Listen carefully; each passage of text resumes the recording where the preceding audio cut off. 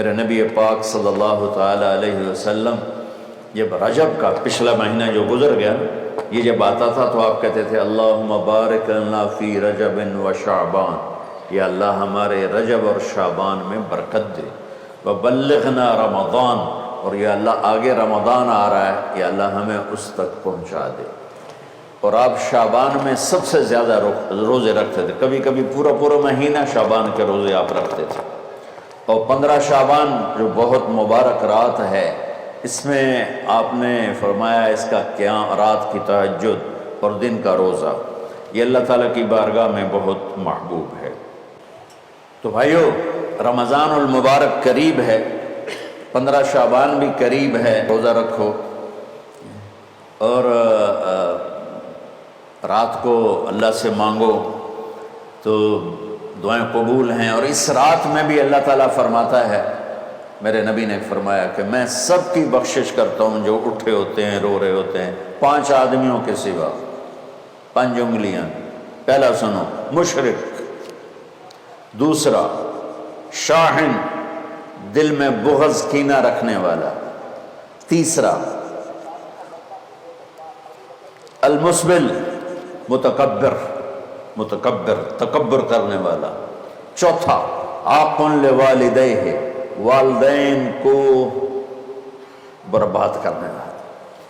ایک ہوتا ہے کبھی کبھی اونچا بول ہو جائے، غصہ کا، اس کو نافرمانی کہتے ہیں۔ عاق ہوتا ہے پھاڑ دینا، ایسا پھاڑنا کہ جڑ نہ سکے، جو والدین کے جگر چیر دے اور ان کے کلیجے جلا دے، اس کی اس رات بخشش نہیں ہوتی۔ وَمُدْمِنُ خَمْرٍ، اور روز شراب پینے والا، عادی نشے والا، ایک اس کی بخشش نہیں ہوتی۔ بخشش نہ ہونے کا کیا مطلب ہے؟ کہ یہ شرک سے توبہ نہیں کرتا، معافی نہیں ہے، یہ کینہ اپنے دل سے نہیں نکالتا، معافی نہیں ہے، یہ تکبر نہیں چھوڑتا، معافی نہیں ہے، یہ والدین کی نافرمانی نہیں چھوڑتا، معافی نہیں ہے، یہ شراب نہیں چھوڑتا، معافی نہیں ہے۔ اگر یہ چھوڑ دے سب معاف۔ ادھر یہ توبہ کرتا ہے، ادھر اللہ سارے گناہوں کو دھو کے پاک کر دیتا۔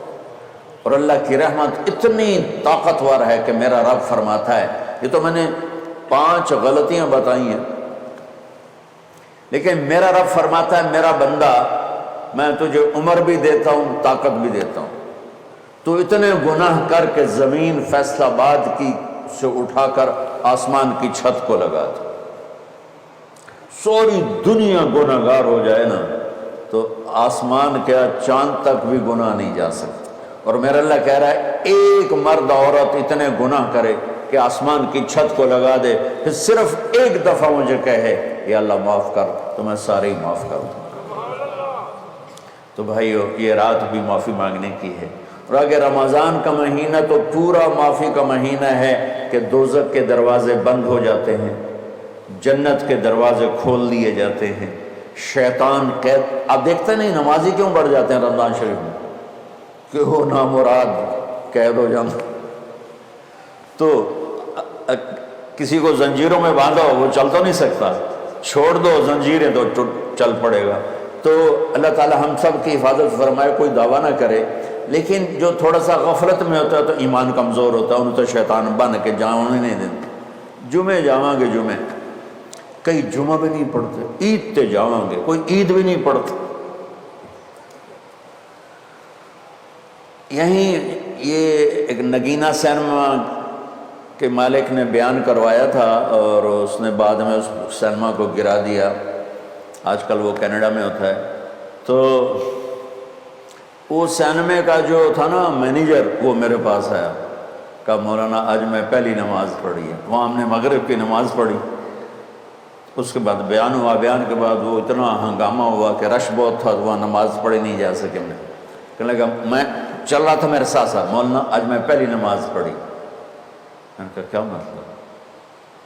کہا جی یہی کہ آج زندگی دی پہلی نماز پڑھی، ہوگا راؤنڈ اباؤٹ 40-45 سال کی۔ میں کہا پہلی نماز؟ ہاں جی پہلی نماز۔ جمعہ پڑھے؟ نہیں کدی نہیں۔ عید؟ نہیں کدی نہیں، آج پہلی نماز تھوڑے پیچھے پڑھی۔ شیطان جب قید ہوتا ہے تو زنجیریں کھل جاتی ہیں تو نمازی بڑھنا شروع ہو جاتا ہے۔ اس کے بعد جو گھٹتے ہیں نا تو شیطان کی وجہ سے نہیں، اپنی عادت اور سستی کی وجہ سے۔ پہلے 2-3 دن بڑا جوش ہوتا ہے، پھر اس کے بعد گھٹتے ادھے کو پھر نکل جاندے ہیں، ادھے رہ جاندے ہیں۔ تو تراویح میں بھی پہلے پوری مسجد بھرے گی، پھر ایک صف جائے گی، پھر دوسری جائے گی، پھر تیسری جائے گی۔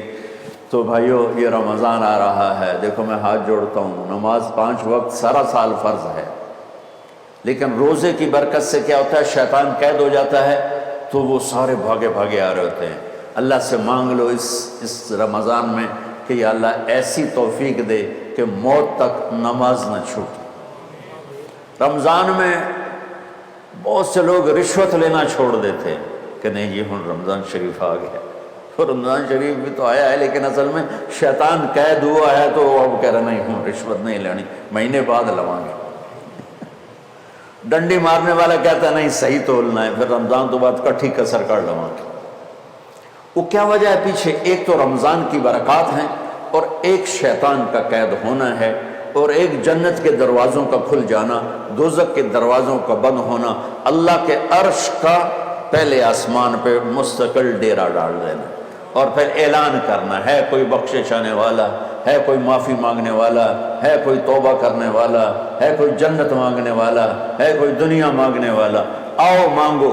اور ایک فرشتہ اعلان کرتا ہے اے بھلائی کے چاہنے والے شاباش آگے بڑھ، اور دوسرا فرشتہ اعلان کرتا ہے اے برائی کے کرنے والے بس کر اور واپس آ جا، بس کر اور واپس آ جا۔ رمضان کا مطلب ہے جل جانا، رمضان کے لفظ کا مطلب ہے جل جانا۔